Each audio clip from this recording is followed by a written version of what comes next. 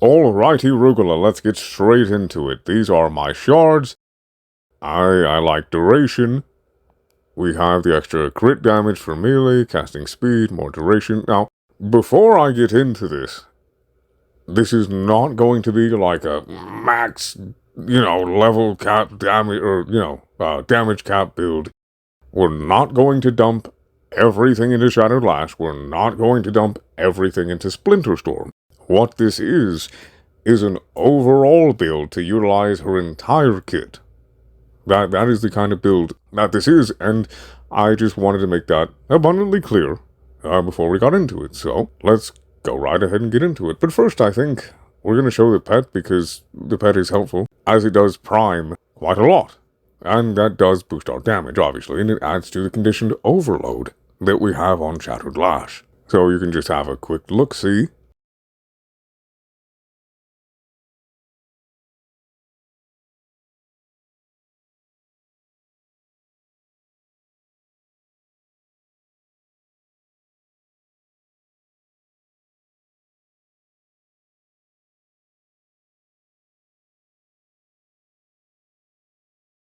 There you go.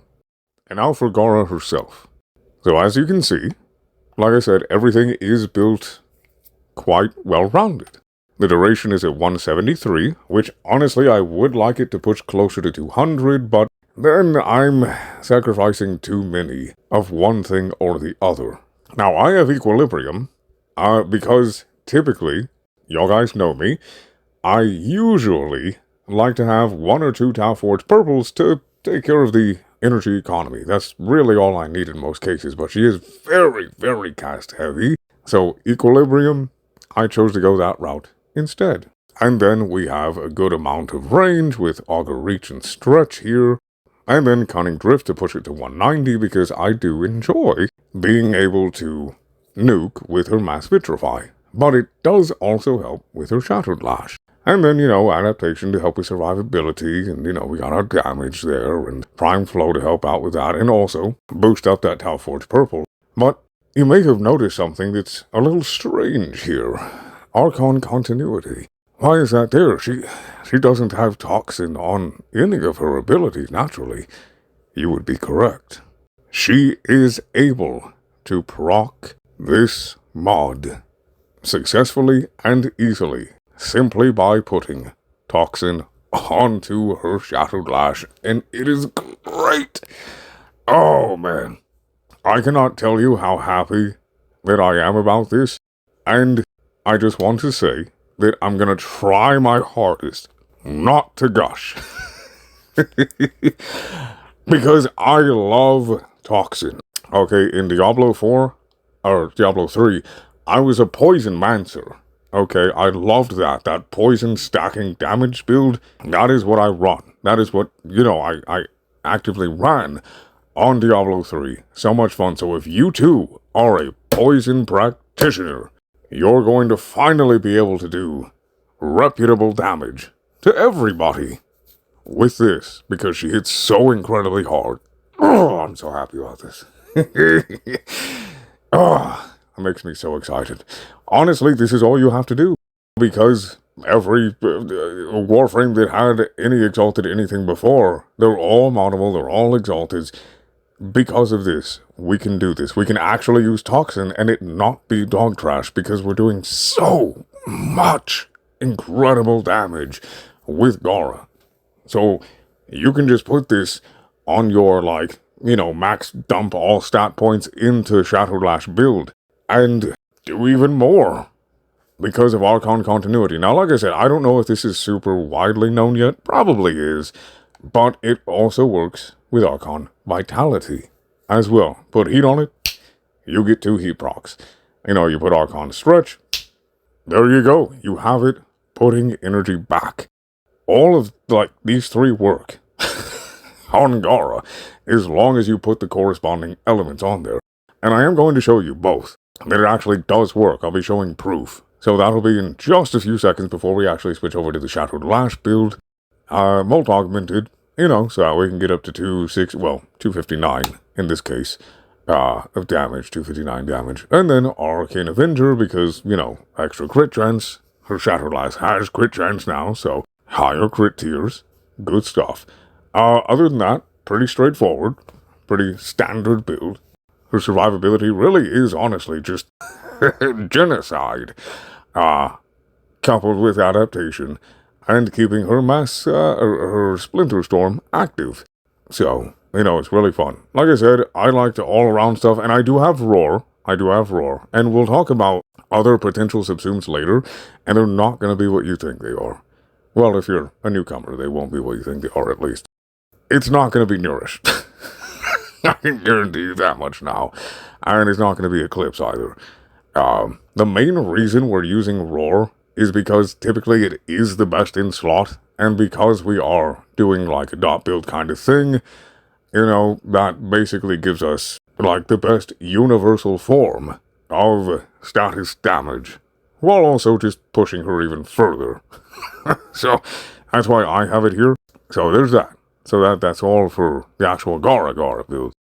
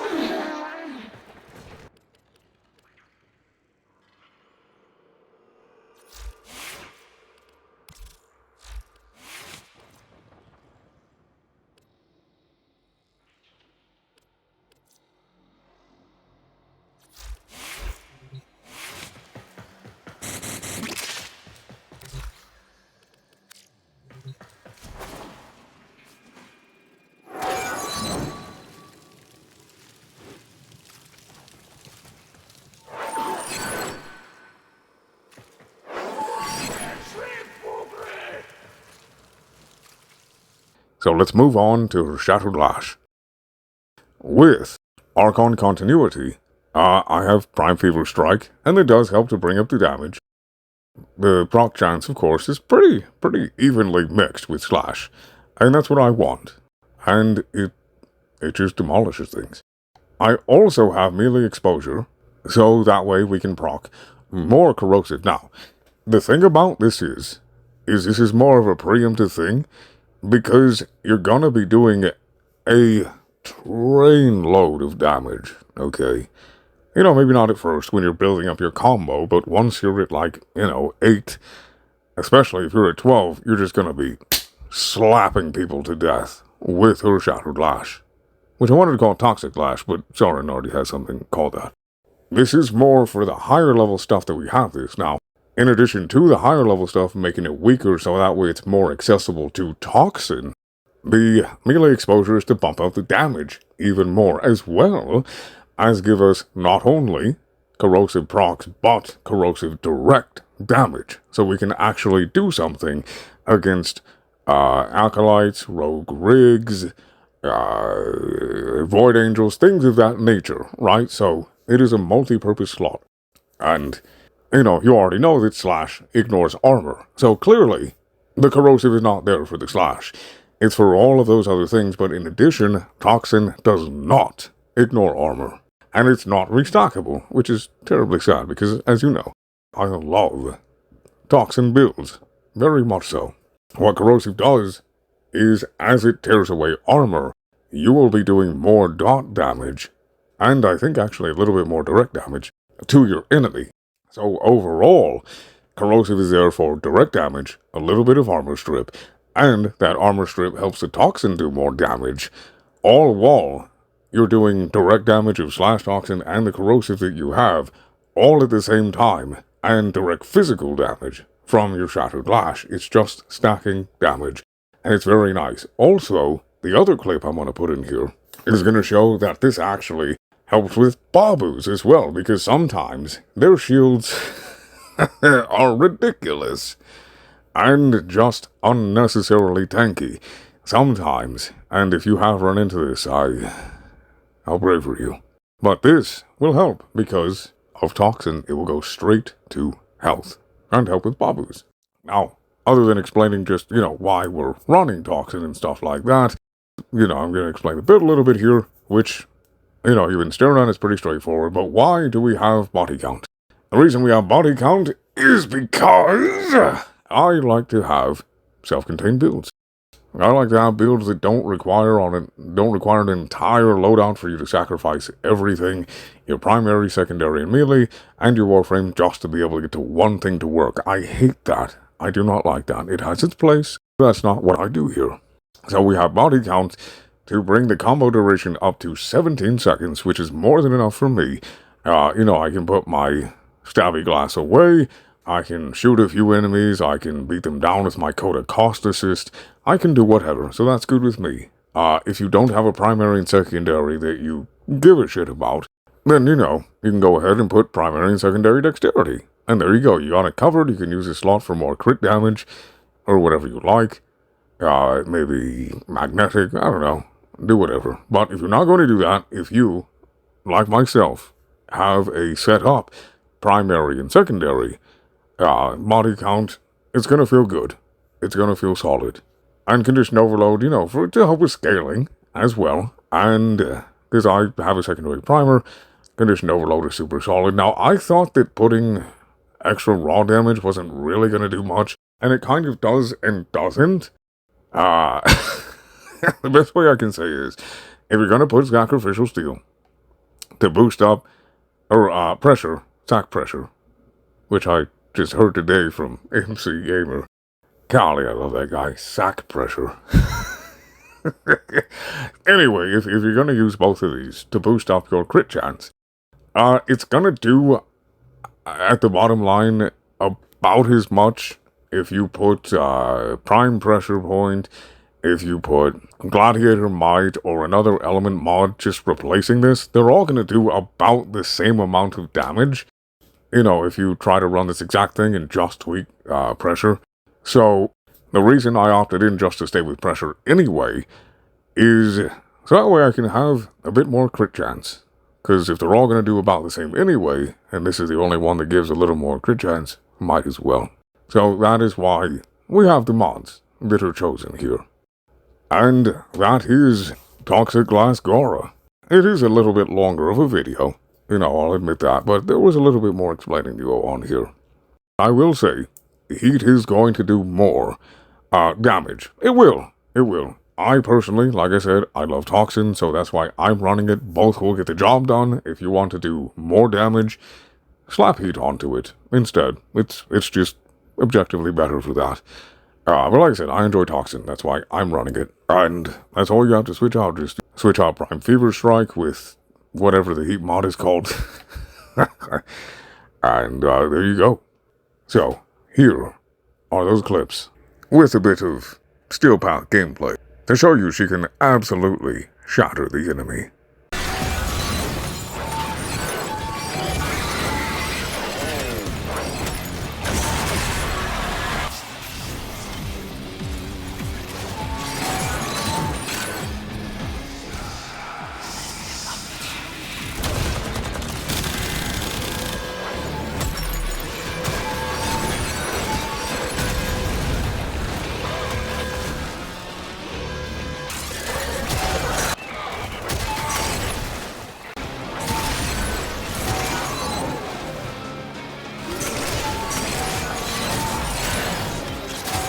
Support.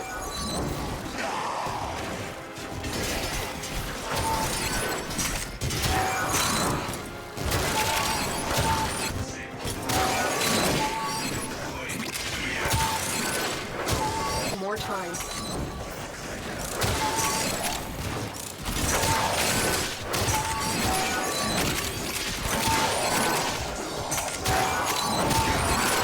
Okay, so as far as the helmets, this video is kind of going on a bit long. So to try to keep it shorter. If you want different elements, right, well, that aren't going to be pointless, Breach Surge is pointless on this build, because you don't need it. To nuke, you don't. You absolutely don't. Everybody who runs Gara regularly at a high level know that this is just a waste of slot. It's very inefficient to have this. It's good on most everything else, but you don't really need it at all. Blood Altar seems like a cool idea, and honestly, if you want to have it to just help your health tanks out a bit more on higher levels, you can, because with this build we are running a higher duration, so it will benefit from that, as well as the power strength. So that is an option to have, the Blood Altar. Chirenka Pillars. Now, this might seem useless, but if you are going to have a more defensive-based Gara, right? If you're going to be running a lot of high-level defense missions or extractions, and you're tired of them constantly getting one-shot, but you just love Gara, the reason this is viable is because you jump in the air, make a glass tower, after you put 2 Chirenka Pillars down. And what that does is all of the ground units that have already been pushed back from the defensive target, whatever it is, are going to be shooting and smacking each other, right? Which will make your glass last longer. So, the only thing you really have to worry about, because we have 190 range and high duration, is those far away enemies that will snipe it with a single shot from outside of the map before they've even spawned in. Which is still going to be a problem in this game, period. But it does help to mitigate that, and that will become your only problem. Are those far-off snipers, right? But since your glass is not going to be taking damage from everybody in the immediate vicinity, it will have more damage to absorb by doing that. Now, like I said, I don't run level cap, I don't know how high this is applicable, but this will help out a little bit. If you're going to be running a lot of excavations, a lot of defense missions, this will help with that, having both of those. It seems redundant, but it actually complements using Master Vitrify as an actual defensive ability. It does. Dark First, no, that's not going to be very helpful at all. Eclipse if you want more defense and stuff like that. None of the rest of these. Fire Blast is unnecessary because you don't need Armor Strip. You have so much slash, and you're doing so much damage that even if you did need Armor Strip anyway, there would be no point. Larva, I found out that will actually stop your Shattered Lash from working. It will group them up. And, yeah, that's it. You're not going to be able to hit them in that group. Now, with the projectile puncture form, I do think you can hit them, but not with the slash form. So that is a waste. Not, again, that you would even need grouping, because with high-range Gara, you can reach out and touch everyone. So, Null Star, I guess, for extra defense. Definitely not for the nuke setup, because you don't need it. Now, Ophanimize. That seems like a lot better armor strip thing, but like I said, you don't need armor strip. And the other important thing is, and I did try this out on a build, because I was just playing with stuff. The 90% slow, if you're building up your combo again, and you missed, right? You missed hitting it again at 12 and you're back at 1. You will knock everybody down, and it will take them 5 ever to get the fuck back up. And then you can't hit them with her actual, sword version of Shattered Lash. Don't plague yourself by trying Ophanimize. I've done it for you. It's just a bad idea. It seems good, but it is not for this. Pull, again, same issue as Larva. Pyrotechnics, everything else you got is going to outclass it in terms of area damage. Silence, maybe. If you want to try it out, Smite's not needed, Terrify's not needed, Tempest Barrage, it's just not going to be able to keep up with Vitrify. Thermal Sunder's not needed at all. Warcry, if you just want to do a lot of speed. I don't know about Zoltan's Whisper, maybe. Wrathful Advance, it is good, but 9 times out of 9, Roar is going to outdamage it. You get a guaranteed red crit, but it also lasts nowhere near as long. It's annoying to constantly have to do it. You get a lower peak of damage than you do with Roar. It doesn't affect your damage over time, and you're going to be able to hit harder with Roar if you just want a generic buff. Omamori? Possibly actually, because I don't really use Kome a whole lot, so depending on how long you're going to stay in a mission, that might actually crank out some damage and survivability. That's one to look at. Sentience Wrath also? Maybe on that one. Outward Sights, you've already got your viral from the pet and stuff. I don't actually know if Sentience Wrath has the same problem as Larva and Pull does, because they are not being ragdolled. And it does amplify damage vulnerability. So, in those higher levels when you're starting to struggle, this might actually come in clutch. But, even though it's not necessary, for the harder enemies, I think the damage vulnerability does, I'm pretty sure it does still apply to enemies that don't get lifted. So, Rogue Rigs, Void Angel, stuff like that. So I think it would still be useful for just extra damage output. That, if you have the augment, yeah, I think that wouldn't be so bad. It's not going to do as much damage as Roar, but it does give you the opportunity to use Archon Stretch, because it does not combine anymore, I believe. You will have to double check me on that, because there's a hell of a lot of information about this game. But if it doesn't, you can use the Shock Trooper mod, and then you will have Toxin and Electricity with Corrosive. Those will be my recommendations to try. Omamori, the Chiranka Pillars, maybe Warcry, and potentially the Blood Altars, just for teammate-based stuff. But that is the build, guys. That is a suggestion, so I hope y'all have a good day, a good night, and if you enjoyed the video and would like to help support the channel, well, all you gotta do for that is comment and share. May RNG be in our favor.